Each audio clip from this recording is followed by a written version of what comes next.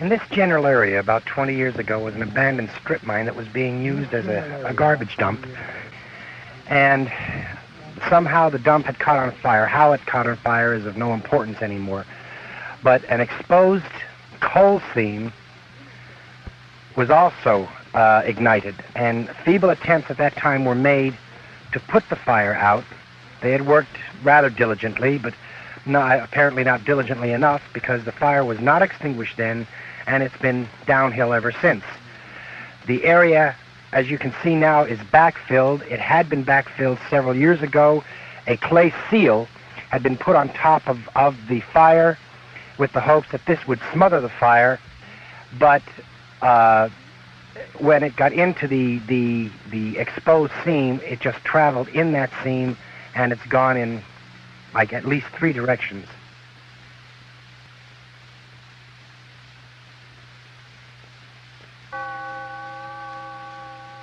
If you go to Centralia, Pennsylvania, you won't see a raging fire. What you will see is this: smoke, steam, and toxic fumes. Coal mining was the main industry in this predominantly Irish Catholic community until the fire posed too much of a danger and the mines were closed. Loss of jobs was only the beginning. What followed was the slow disintegration of not only houses and streets, but also the hearts and minds of 1,000 people. People whose ancestors came here as early as 1841 to escape the great potato famine of Ireland. What followed the fire and loss of income was a 20-year nightmare that dramatically changed the complexion of Centralia.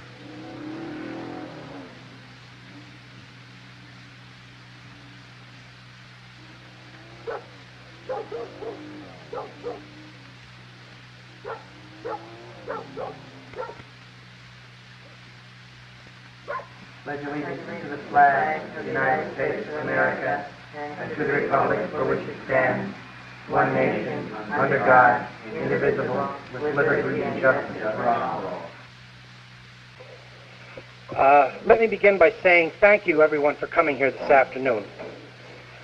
I think your presence here expresses your concern about what has been and is happening in Centralia. And we really appreciate your turning out for this. State, federal, and local authorities were unable to dispel the nightmare. Residents did not know whom or what to believe anymore. They began searching for answers.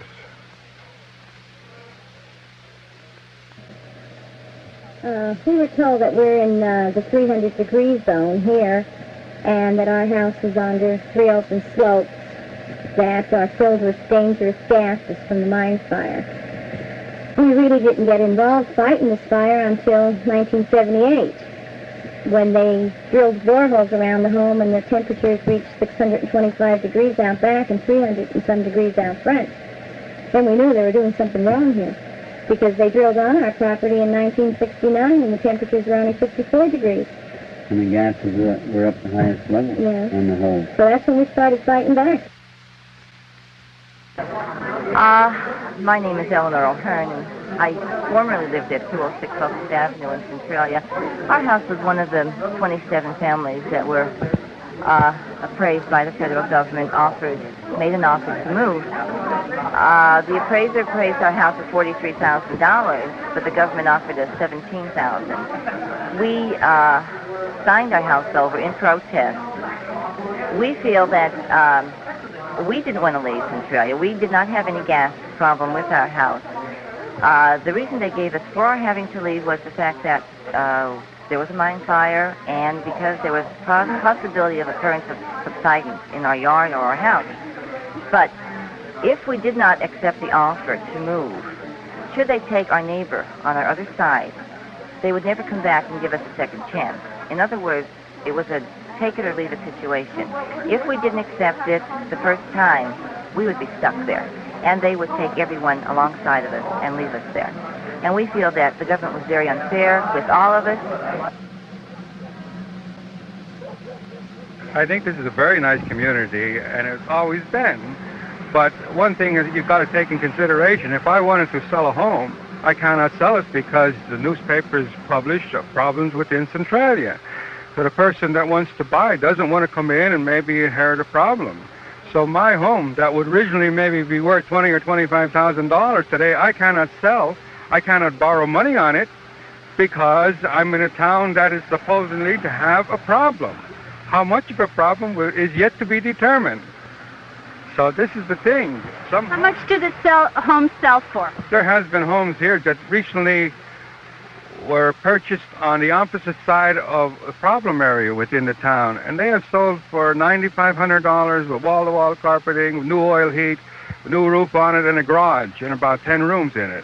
There's been a double home sold that a person that passed away was sold for $6,500. Double home with additional 25 by 140 lot was sold for $6,500. So these things, and as far as me borrowing money, I cannot get it. I will not be able to sell and be stuck with a house that will be valueless.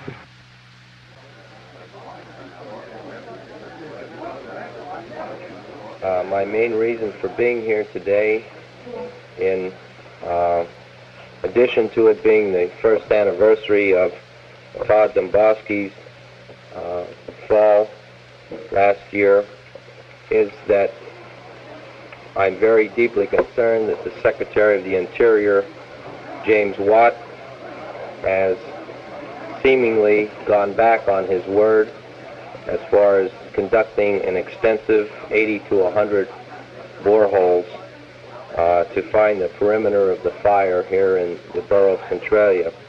And it seems that we have an individual running the Department of Interior in Washington who is totally unconcerned about the future of this borough. There seems to be some difference of opinion of the residents here in Centralia as to how extensive the fire is, and the only way for that to be determined would be to have an extensive borehole study completed. Signs like this reflect how most Centralians feel. They've heard it all before. Meanwhile, 36 homes have been demolished. Families have been relocated as government agencies continue to rip the ground in futile attempts to locate, control, or extinguish the fire. I don't know, it boggles my mind when I think of all the millions that have been spent, and nothing has ever been accomplished, absolutely, except that we've lost a good portion of our community.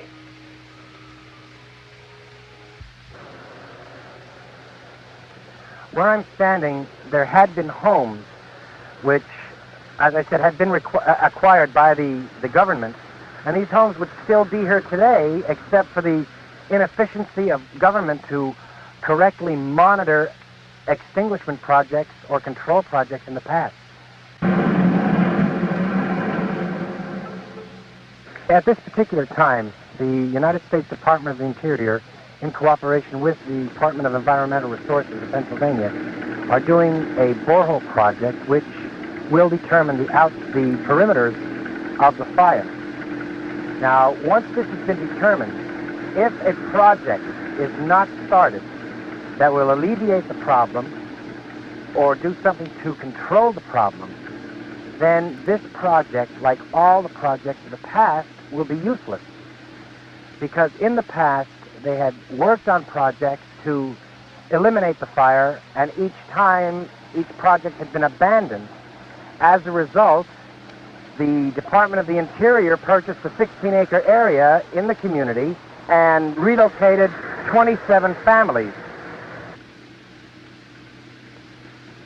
The danger increases as the fire spreads. On Valentine's Day of 1980, Claire Dombowski experienced a nightmare and a miracle. The ground beneath her son caved in. He escaped death by clinging to a root in the hole. That hole later took tons of material to fill. Everything happened in such a hurry, and I'm rushing around, taking them for oxygen and out to the hospital, and reporters and the excitement with the officials around.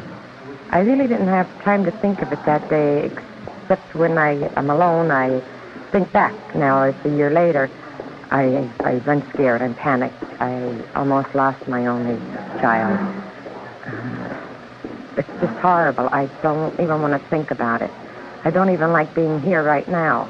I want to get out of town. Are you still living here? No, I'm not. I moved to Mount Carmel. That's about 3 miles away. I just feel a lot safer there. How safe you feel there? Well, I like it there a lot, but I'm still concerned about my friends and about the other people here that want to leave and can't leave. I still want to help them out as much as I can. A few years ago, you could buy a canary at Lou's barber shop. A bird was a monitor. When it passed out, it meant dangerous gases had entered your home. The canaries have been replaced. Well, we have the monitor for about 2 years. And at first we refused to take one because they wanted us to take it on 30-day trial. You have it 30 days, your neighbor gets it for 30 days. And I said to them, no way would I take it that way. We don't live in the house 30 days, we live in it all year round. So then we fought them again on that, and we got it for every day, that we would have it all the time until they take care of the problem here.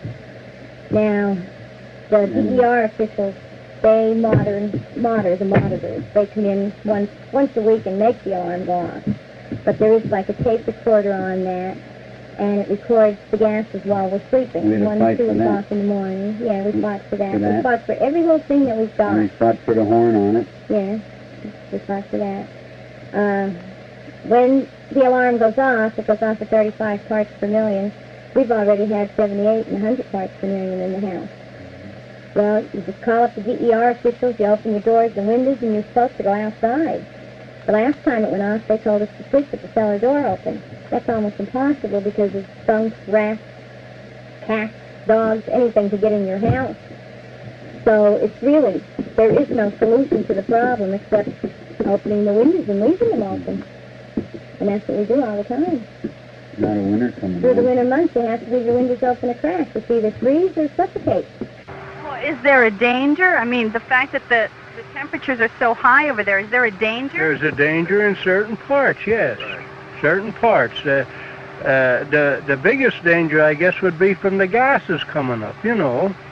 But, how much, you know. See, is it enough to injure anybody, to kill them, or put them in a house? We actually don't know.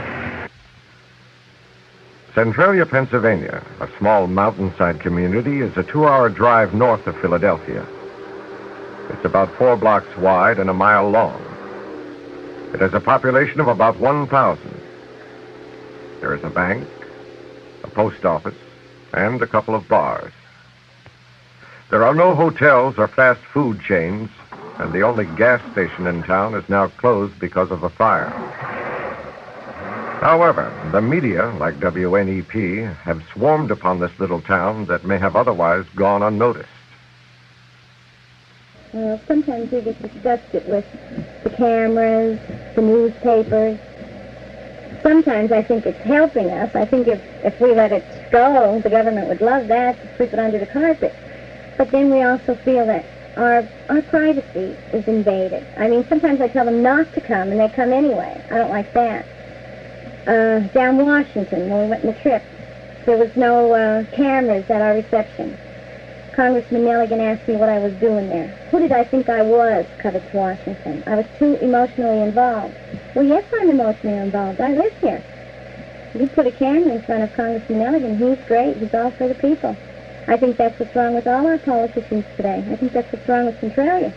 Too many politicians, and there's not a good one going. If it weren't for media, the government could forget about us. And I think media has helped greatly in establishing the fact that the government has bungled the job over the years here. If the government had not bungled the job, there would have been no story to cover. Let me ask you something else. Do you think that the media has been fair to the town? Do you think they're giving a true picture of what's going on here? I don't think so. I think it's been overblown. A lot of instances, maybe they are correct in doing so, in giving it national attention and whatnot to sort of gain recognition. But in a lot of instances, I think it's been overplayed tremendously. And that's many instances. But if this is the way you got to do it to get recognition, well, then maybe that's the purpose that it's been really blown up out of proportion. You have to give them credit for that, because if it wasn't for the news, probably they would never do anything about it. But don't forget, you're talking 20 years that fire's been in existence. And as of today, they tried so many different things, but they didn't accomplish anything. We get a glimpse of the physical loss, the homes that aren't there anymore. A far greater loss is the severed relationships that once bound this tiny community. Centralians disagree about the fire, about its location, its danger. Unable to fight the fire, they fight each other. If you're not affected by something, you're usually not involved in it. I mean, I myself, and I'm sure a few of the other people that are in the group and who are in the impact area, which is the area at the top of town that's most severely affected right now. You know, it's a small community, and, you know, people talk, everybody knows everybody's business, and like I say, if they're not with you, then they're against you. It's just that type of thing. I think the fire has done more to tear this community apart than anything else in the history of the town. I think the community has been torn apart with people fighting against each other, so far as brother against brother and sister against sister and things of this nature. There's no words to describe the kind of problems that exist in the town today. If someone from the outside would look in, it's not as easy to figure the situation out. You have to almost live in this town to realize what these people are doing to each other, or what the fire actually is doing to them. It has created many problems that will never come out. People don't talk to each other, people fight with each other. At one time it was a very close-knit community. Today it's far from it.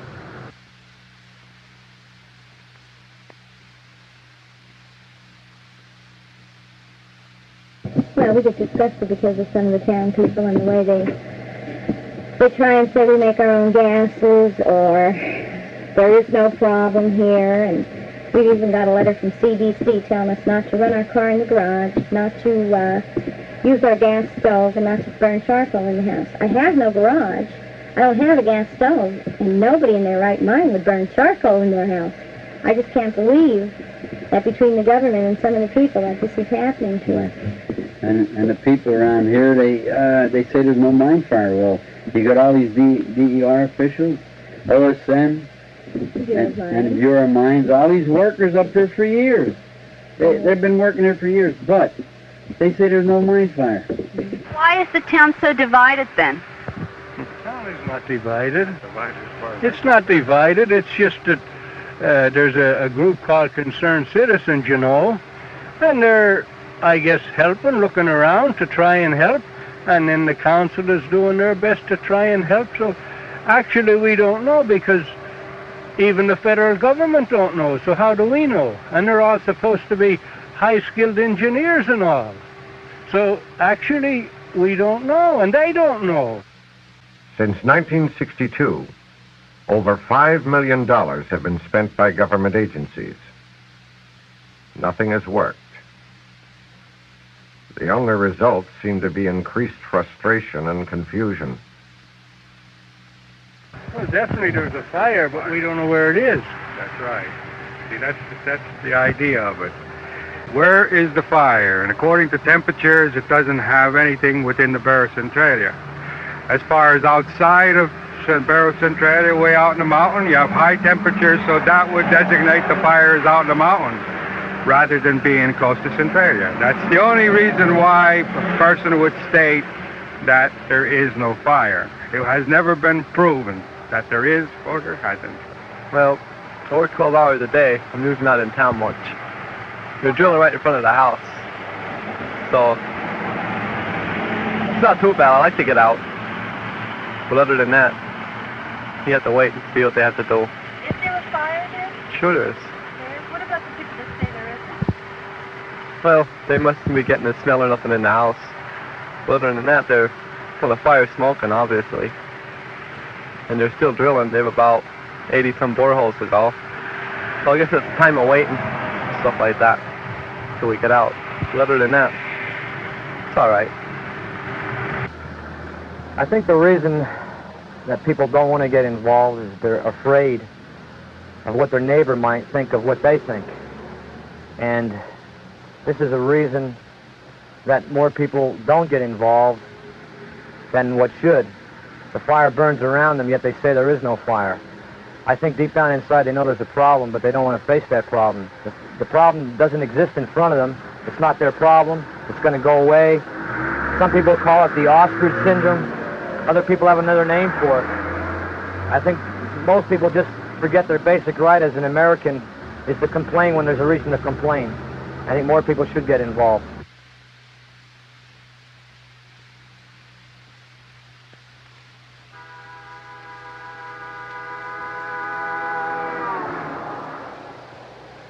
What the number twos meant? Well, they meant that this was the second relocation project. That the number ones were on East Park Street. There were 6 or 7 homes that were acquired and destroyed on East Park Street. And now there are 27 homes in what they call a 16-acre area in the second so-called project, or relocation effort. So that's number 2. What number 2 means to us is that where or when will there be a number 3? This used to be the home of the Godinsky family. They moved out of Centralia, leaving behind their home, fear of gases and cave-ins. But what about the others? Why do they stay? Because we like it here. We like the area. Okay, the reason that people stay is very hard to put into words also. It's a town that's been here for a long time, and most people's roots go back 150 years or more. These kind of things are hard to give up. The low tax base, the closeness to one another that at one time did exist, still remains in the memories of these people and of myself. I would think it would be hard for anybody to give up something like that, something that's taken 150 years to happen, and then you have a fire that's burning for 20 years and then tears these people apart. Right now, to some people, Centralia might look like a living hell. To others, it was and remains home. Beneath it are wealthy deposits of anthracite coal. There are some who claim the government hasn't put out the fire because they want to put out the people first, so they can mine the coal. The battle continues. Some fight to preserve their past. Others fight for a better future. Our visit to Centralia doesn't give us any easy answers. It only raises questions. When will the smoke clear? As of today, the people in this section is not afraid. We're not afraid, but we are afraid of the future. That something may happen, we don't know. The government don't know. Nobody knows. What do I think the future holds for Centralia? If we continue to let the powers that be have their way with Centralia, it means the death of Centralia. It means that in 20 years, maybe, there will be no Centralia.